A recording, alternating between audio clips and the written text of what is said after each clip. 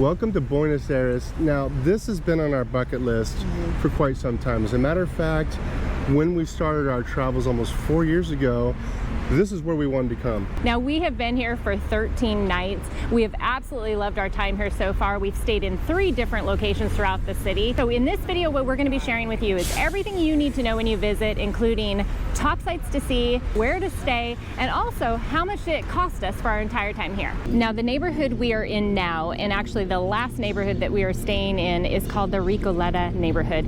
This area is really known for being maybe a little bit more upscale. Yeah, a little bit upscale. They got the parks. They got more to do as far as food and pubs, in my personal opinion.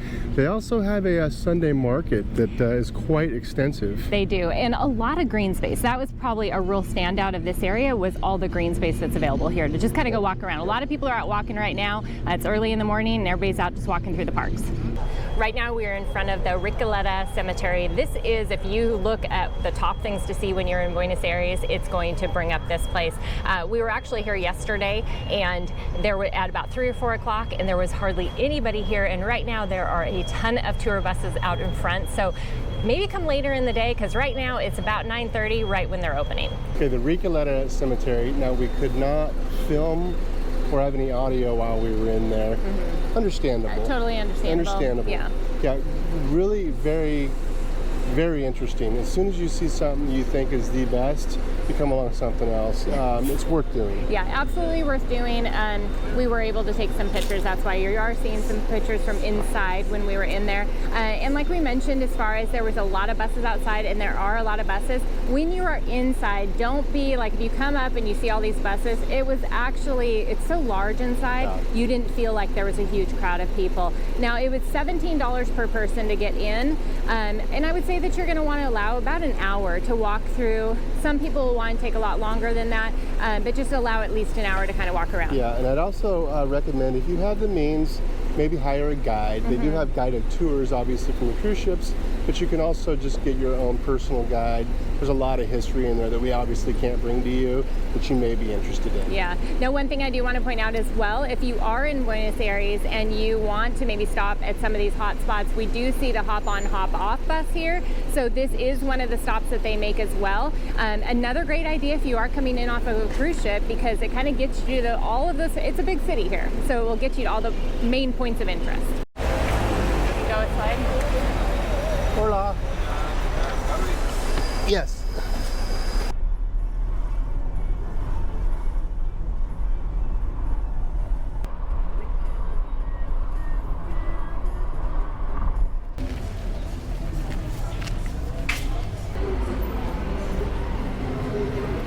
We've made our way over now to La Boca. Now, this is the neighborhood here is really known for all of the colorful buildings, and they are correct on that one. It is super brightly colored.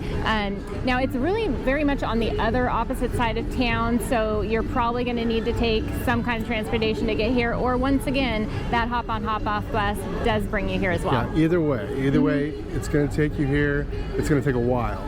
The Uber took us about a half an hour. We made it. No problem. If you're into street art, this is the place you want to be.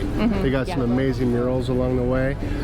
It's not graffiti, it's street art. It's very good. So this is where you want to come. I also see a couple pubs.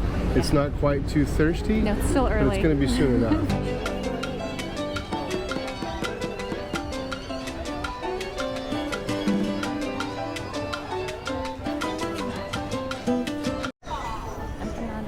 Oh, maybe it doesn't.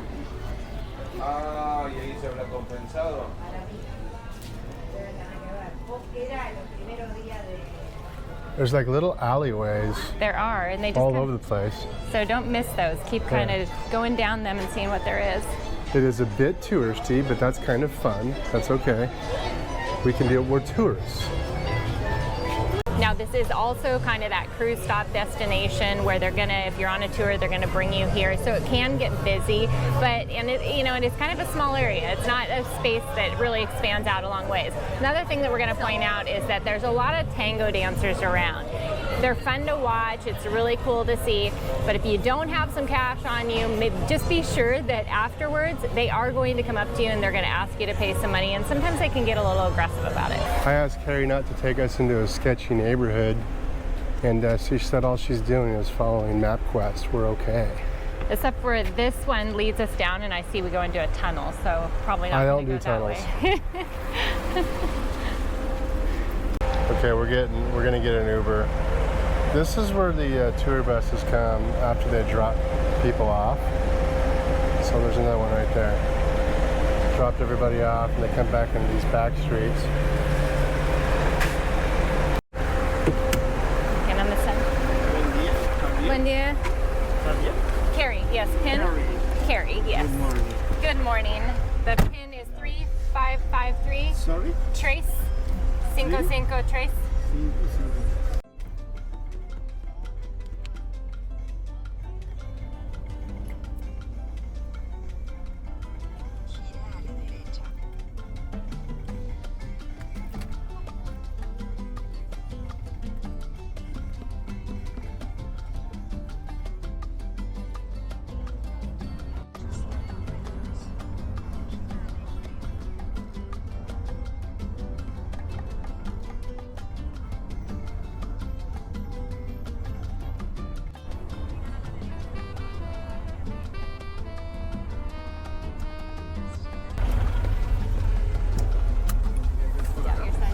Yes, perfect. Gracias. Gracias. Buen dia.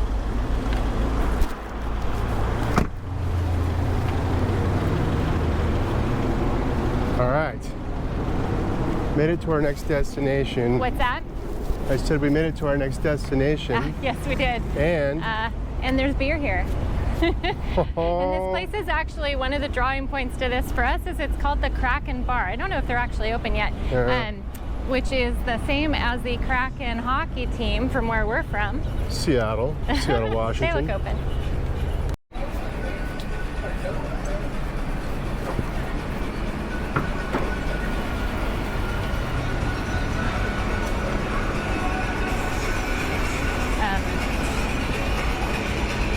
So while we're sitting here having a couple beers, we may as well cover some of kind of the key points that you need to know when you are arriving here. Now, what about airports?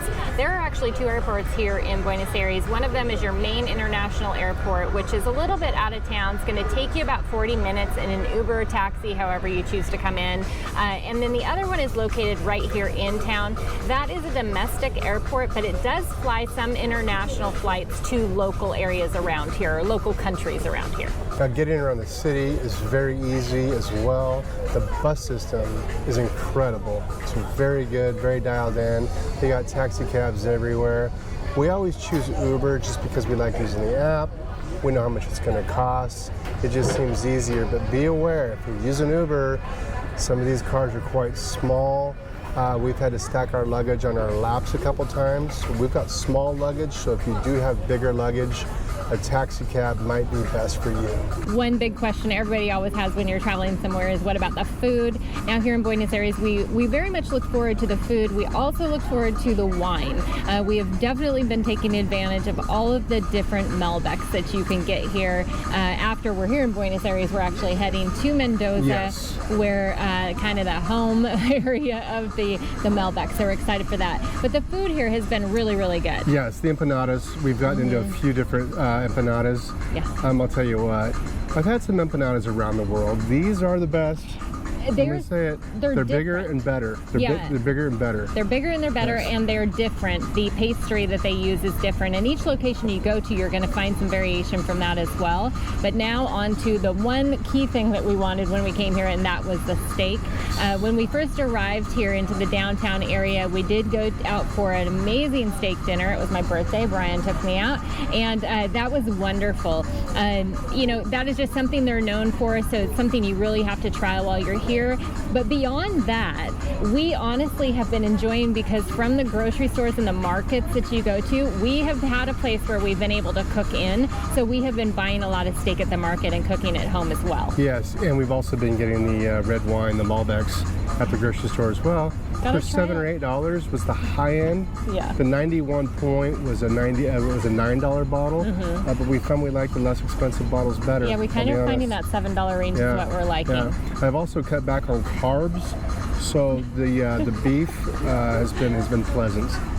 You've cut back on. Well, the empanadas. That's why I was laughing. We have cut back on carbs, but those empanadas aren't exactly. They're carb loaded and too. as he raises his beer, cut back on carbs. Yeah. We have cut back actually. Yeah. Okay.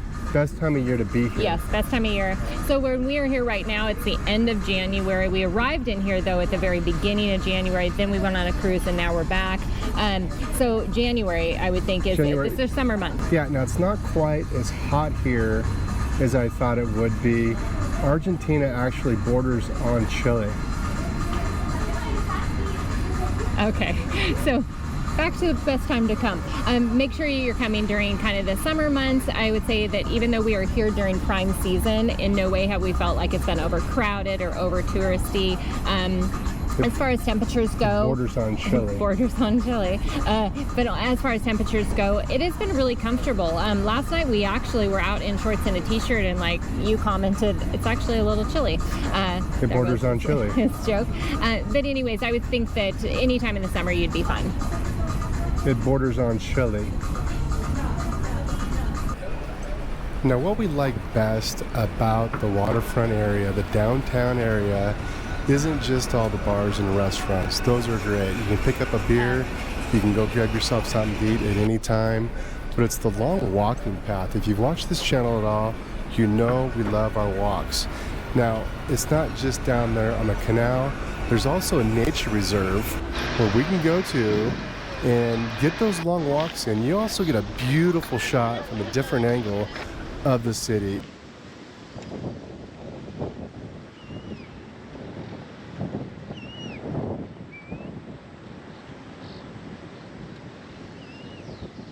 Okay, so we're waiting now for our third Uber of the day to kind of get around.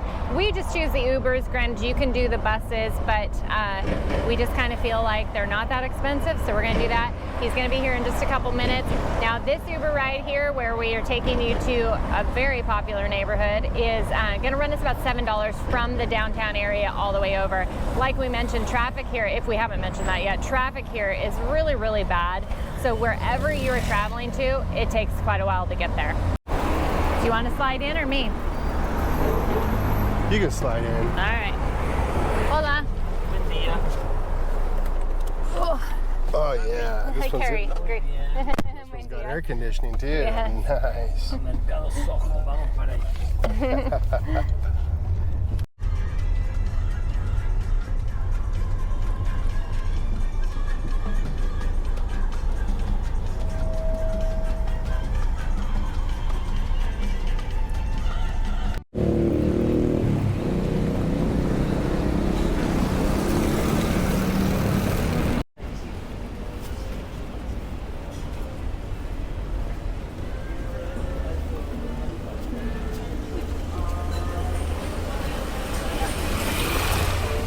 All right, so that was actually a pretty long Uber ride. Yeah.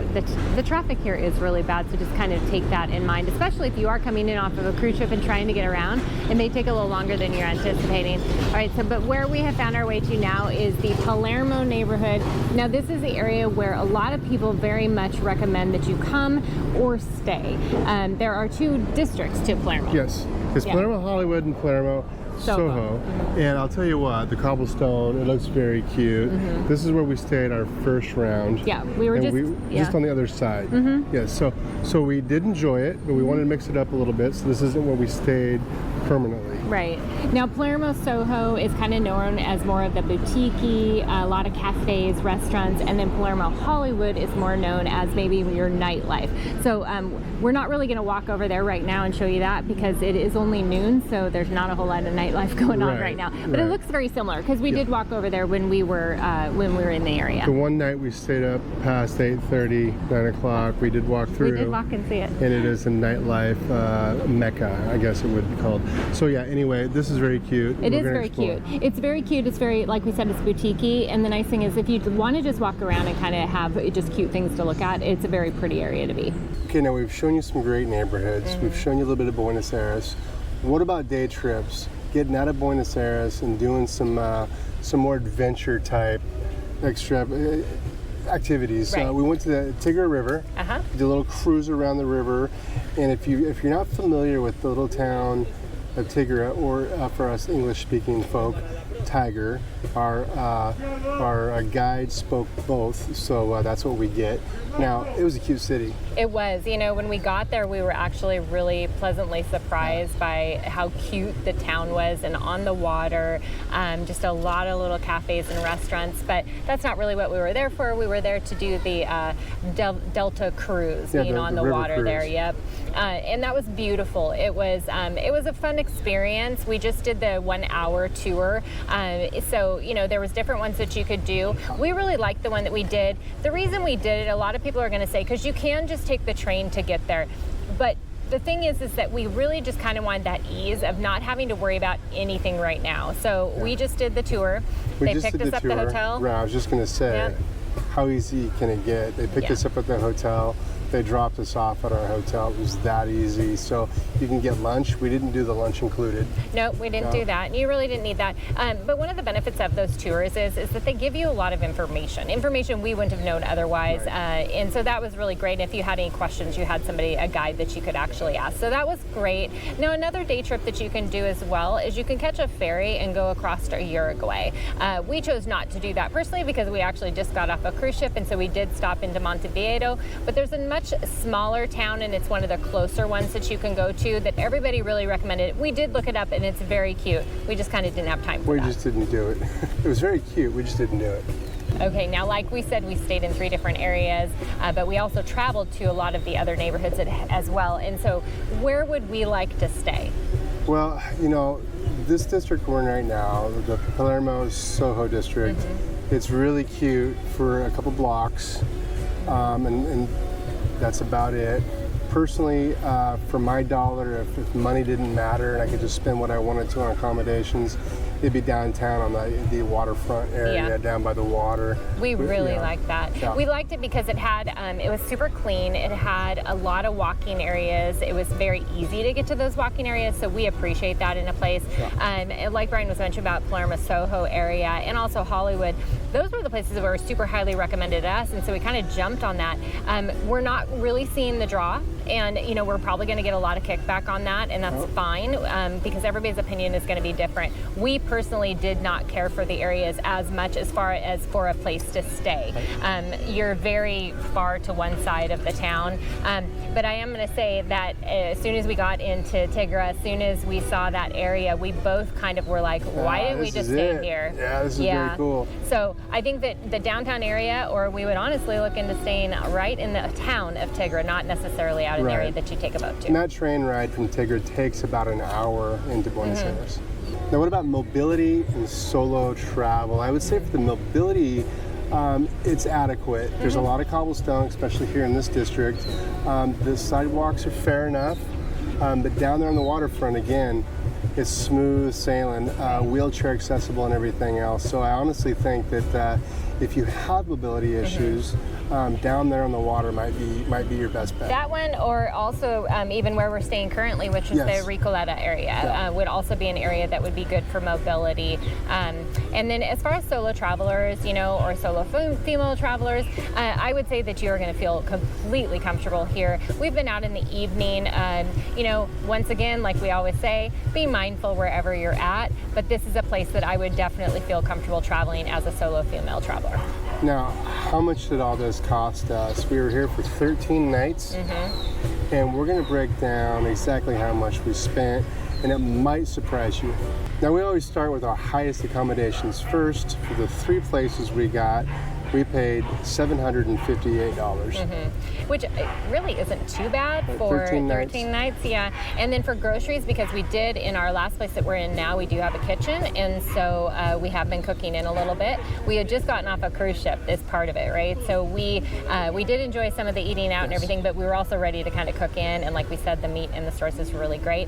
So that came to $103. I will add though that included about 4 or 5 bottles of wine. Carrie. Yeah, it did include about 4 or 5 bottles of wine. We got off that cruise ship and we were ready for some of Carrie's home cooking, simple and easy. I think I might have gained, I don't know, in cookie pounds alone, probably 5 pounds. Probably more like 6 or 7. It's too easy on there. It's easy. So now on the eating out portion of our bill, we spent $115, and I think about $110 was on empanadas alone. Those are delicious. But that does include my birthday dinner out, and so that was a little bit pricier. I think that came in at about $45. That was $45, yeah, for the bottle of wine and the 2 big, large steaks. Yeah, so if you take that out of there, then over a 2-week period of time, it's really not that much money. Now for transportation, we really have just used Ubers, and majority of that kind of goes into today, the hopping around that we did. The rest of the time, we've kind of been walking, and that came in at $32, which really isn't bad. It's a very timely process to get around the city, but it's not expensive to get around the city. Right, today it's a Tuesday, middle of the day. Half of that budget was from today, and a lot of traffic. So how much was that day trip that we spent money on? It was worth it. We always put it in the category of we spent the money, did we get the bang for the buck? We feel like we did. It cost us $150. Yeah, it's really, I mean, that's not horrible. They took care of everything. Sometimes that is just worth that price. Yeah. Now for a total, that comes to $1,100 and, hold on, I'm going to look down at my phone because I can't remember the numbers. So $1,158 for a total, and that comes out to $89 a day for the couple. So for $89 a day, I think that it's been an affordable place to come. Buenos Aires certainly is not the inexpensive place that it used to be. You know, even a year ago, we were hearing from people, oh, you got to get there. It's got like a Southeast Asia prices. It's not that anymore. No, it's not that anymore, unfortunately. It's more like, I'd say I would compare it to Mexico. Comparable to Mexico, which also isn't very cheap. So for having Buenos Aires on our bucket list for such a long time, we've checked it off that list. We've done it. We're excited about our experience that we had here. We felt it was worth it. We had a great time. We had a great time, but we're also excited to now move on to a bit of a smaller town. It's not a small town, but it has a little more rural feel to it.